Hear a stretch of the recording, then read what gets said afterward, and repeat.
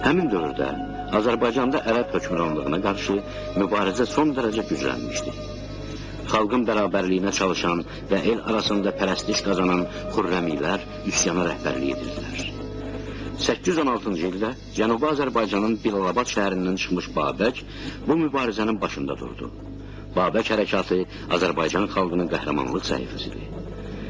Xalq sübut edə bildi ki, o vətən dediyi torpağı əkib becərdiyi kimi qorumağı da bacarır.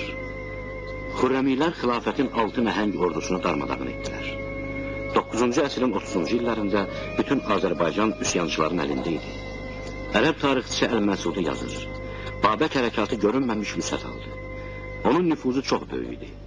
Ordusunun sayı o qədər artmışdı ki, Abbasilər taxt-tacının özünü belə təhlükə qarşısında qoymuşdu.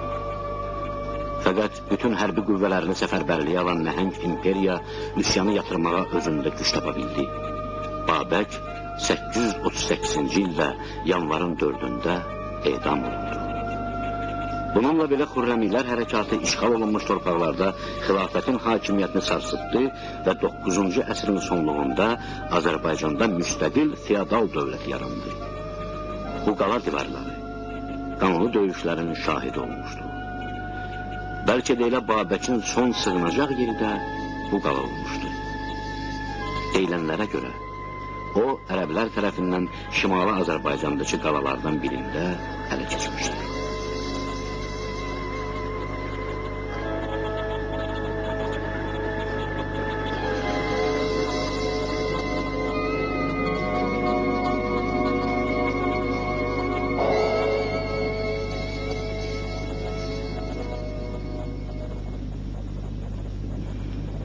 9-cu 10-cu əsrlərdə Azərbaycanda yaranmış feodal dövlətləri bir-birini əvəz edir. Paytaxtı Ərdəbil sayılan Səccalilər dövləti 957-ci ilədək mövcud olmuşdu. Sonra onu Salarilər əvəz edir. Sonra paytaxtı Təbriz olan Rəvvadilər və paytaxtı Gəncə sayılan Şəddadilər dövlətləri əmələ gəlir. 983-cü ildə Naxçıvanşah dövləti yaranır. Şirvanşahlar dövləti isə daha çox 16-cı əsrədək yaşayır. Bu dövlətlərdən hər birinin öz ordusu və inzibati idarə üsulu olmuş, hər dövlət öz sikkələrini zərb etmişdi. Gülüstan qalası Şirvanşahlar dövlətinin alınmaz istehkamlarından biri olmuşdu. Şirvanşahlar dövlətinin paytaxtı Şamaxının bir neçə kilometrliyində yerləşən bu qala əslində dövlət başçılarının ikinci iqamətgahı sayılırdı. Dövlət xəzinəsi burada saxlanırdı. İlk Şirvanşahı Yazid Əş-Şeybani 799-cu ildə taxta çıxmışdı. Sonuncu 44-cü Şah Əbubəkir Mirzənin hakimiyyəti 1583-cü ildə başa çatmışdı.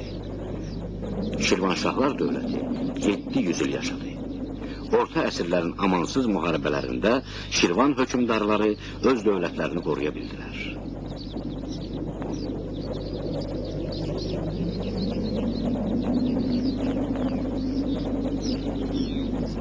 Zəlzələ Şirvandakı şəhər və qalaları yerlə yeksan edir.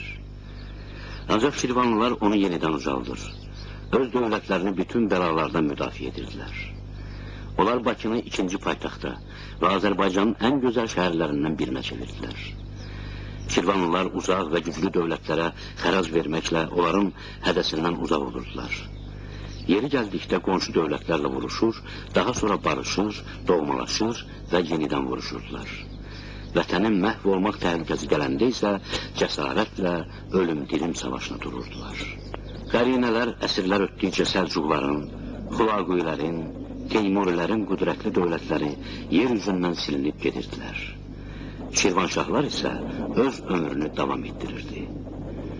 Şamaxı şəhəri Xaqani, Fələki kimi dahi şairlərin vətəni olmuşdu. Bu dağın ətəklərindəki məhəllələrdə bütün şərqin tanınmış alimləri, münəccimləri, həkimləri yaşayıb yaratmışlar. Təbiətin amansız qüvvələri və tarixin keşməkeşləri Şamaxı rayonundakı bütün abidələri dağıtmışdı. Bununla belə, ölkənin digər vilayətlərində Azərbaycan milli memarlıq sənətinin nadir nümunələri qorunub saxlanmışdı.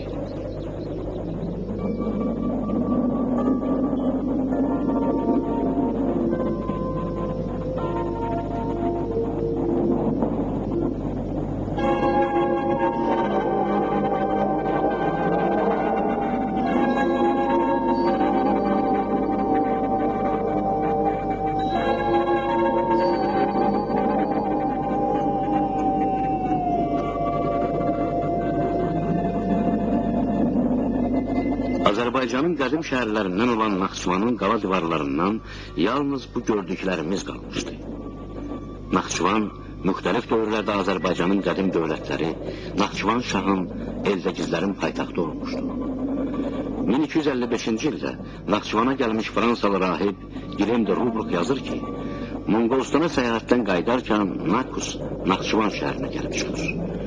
Bu böyük və gözəl şəhər hansı bir şahlığınsa paytaxtı olmuş, ancaq müharibələr onu yerlə yeksan edərək səhraya çevirmişlər. Sonralar Naxçıvanlılar öz şəhərlərini yenidən ucaldırlar.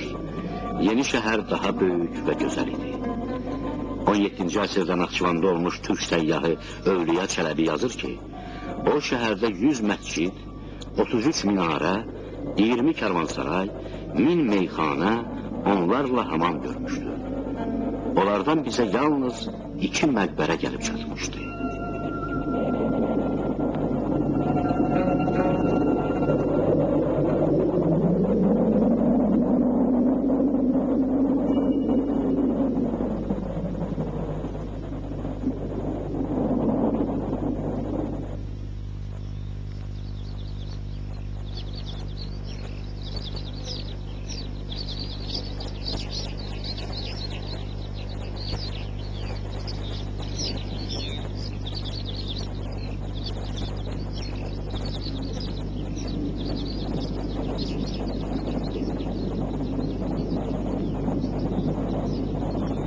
Barlı bəhərli deyil bütün şəhərlər, ancaq bəziləri havasıyla, torpağıyla, bərəkətiyle seçilə bilər.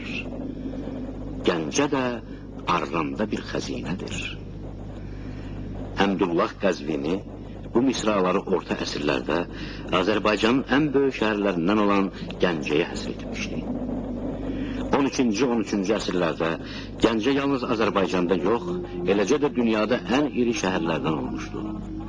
Həmin dövrdə onun əhalisi yarım milyonu ötürdü. Zəlzələlər və işğalçı yürüşlər qədim Gəncəni dəfələrlə dağıtmışdı. Vaxtilə Azərbaycanda ən möhtəşəm və əzəmətli müdafiə qurğularından sayılan Gəncə qalasından bugünümüzə onun yalnız özülü gəlib çatmışdı. Zəlzələni öz gözləri ilə görmüş Gəncə sakini, Alban tarixçisi, hüquqşünas Qoş həmin dəhşətləri belə təsvir edir. 1139-cu il sentyabrın 30-da cümə günündən şənbəyə keçən gecə ilahinin bizə qəzəbi tutdu. Yerin hiddəti, qüvvətli dağıntı Albaniya torpağına da əl uzatdı. Torpaq Gəncəni əhalisi ilə birlikdə boynuna aldı. Yalnız şəhərdə həlak olanların sayı 300 minə çatırdı. Şəhər xarabalıqlar arasından yenidən yüksəldi və keçmiş şöhrətini qaytardı. Vətəninə hədsiz dərəcədə sədaqətli olan, bir dəfə də olsun onu tərk etməyən böyük Nizami bu divarların arasındakı şəhərdə yaşayıb yaratmışdı. Bura bir çox şair və alimlərin vətəni olmuşdu. Əslində qədim Gəncə məhz öz təmtərağına, dəbdəbəsinə görə arası kəsilməyən hücumlara məruz qalmış və nəhayət yer üzündən silinmişdi. Sonralar şəhər 15-16-cı əsrlərdə bu divarlardan 5 kilometr aralıda dirçəlməyə başlayır. Tarixçilərin məlumatlarına görə Gəncəlilər yayı müasir Hacı kəndin yaxınlığındakı güllü çiçəkli Xiraqdağın ətəklərində keçirirdilər. Yayda bu yerlərin gözəl havası olur. Burada hər ailənin öz bağı var. İstilər yatana dək Gəncəlilər burada yaşayırdılar. Gəncə zadəganları burada gözəl evlər tikdirmişdilər.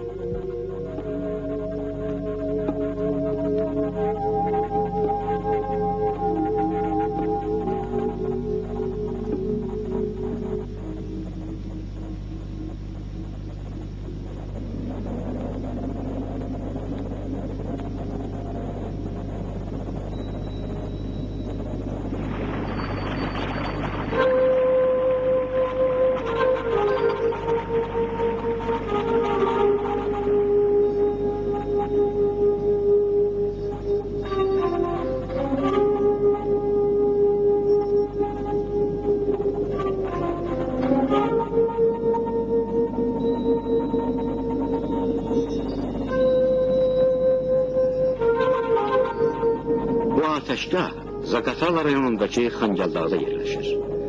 16-cı əsrdə atəşpərəstlər tikmişlər. Orta əsrlərin son illərinədək Azərbaycanın ayrı-ayrı rayonlarında oda sitayiş davam edirdi. Bu ibadətgah isə Qaxdadır. Orta əsrlərdə inşa edilmişdi. Azərbaycanın dağlıq rayonlarında xristianlığın hələ də qalmasına baxmayaraq, 10-cu əsrdə İslam ölkənin əsas dini sayılırdı. Zaman keçdikcə Albaniyada xristianlar, Azərbaycanda atəşpərəstlər müsəlmanlığı qəbul edəcəklər. Ölkənin cənub hissəsi sayılan Azərbaycan Azərbaycan kimi səslənəcək.